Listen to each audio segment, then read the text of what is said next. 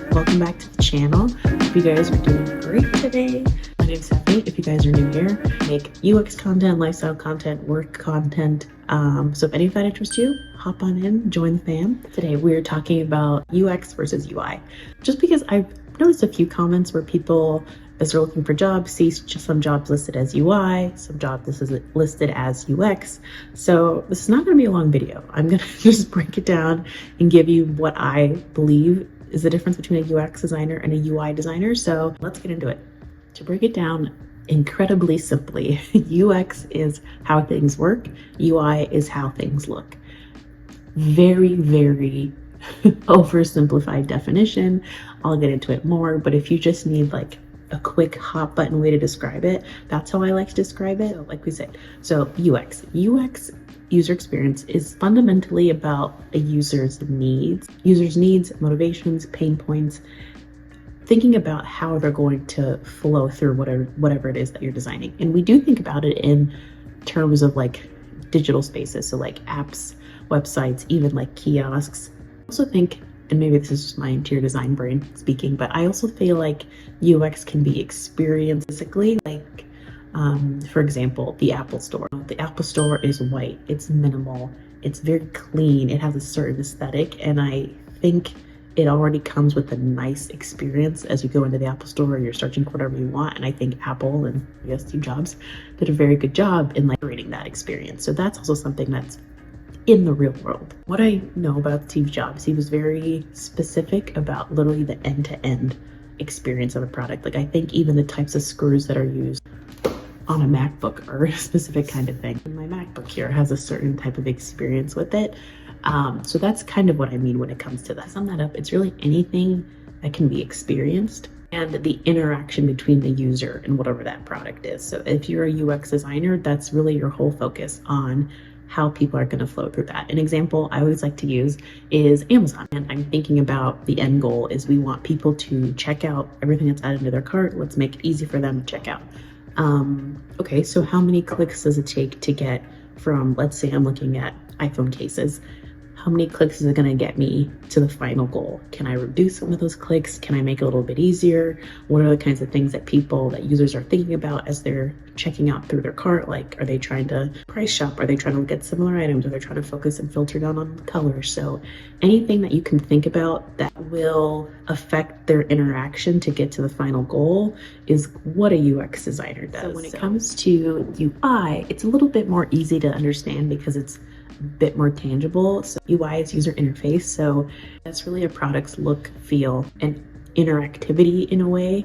So it's the visuals, it's the colors, it's the size of the buttons, it's all of these things that you would naturally associate with UI. Some people think UI is like, oh, it's just what makes it look pretty.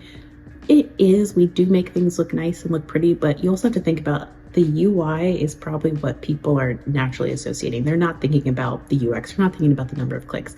So UI is important because it's like that literal touch point in some cases of how the user is going to be interacting with your product.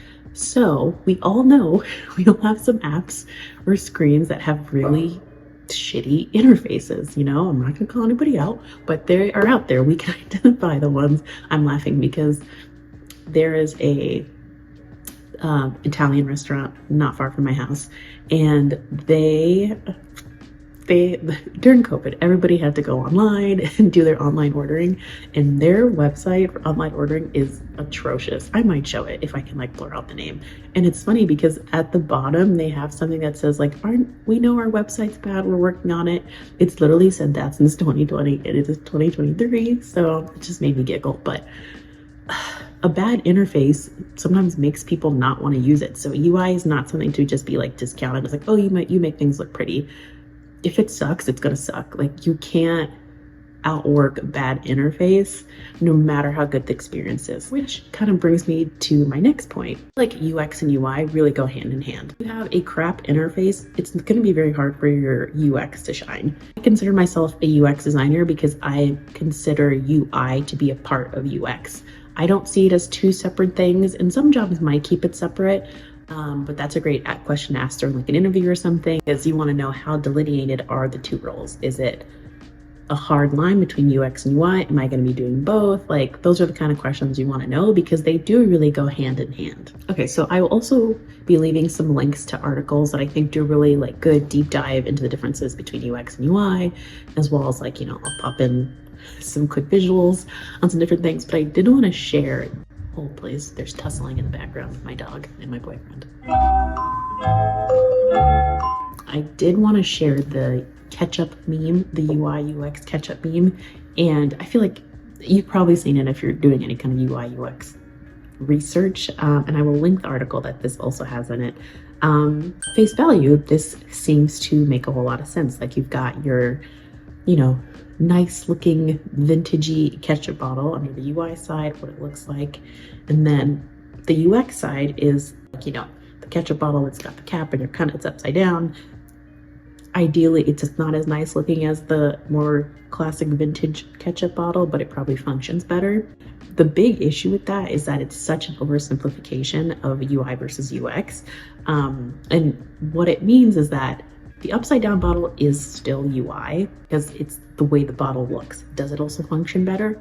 Probably so, but it is still the interface of it. Really, the functionality, really the UX piece comes into how well you can squeeze the bottle to get the ketchup out. Like, that is the experience. Like, the more traditional model is going to be, you're going to be pounding that thing to get the ketchup out versus the more, the one with the bottom spout, I guess. That one might be a little bit easier of an experience. And I will put in another meme of this explaining this better than I am, but I just thought that was funny and I wanted to share that with you guys. If you want to learn more about how I use UX versus UI design, here is the link to the playlist where I kind of go through all the days in my life so you guys get a good sense of what it is I actually do.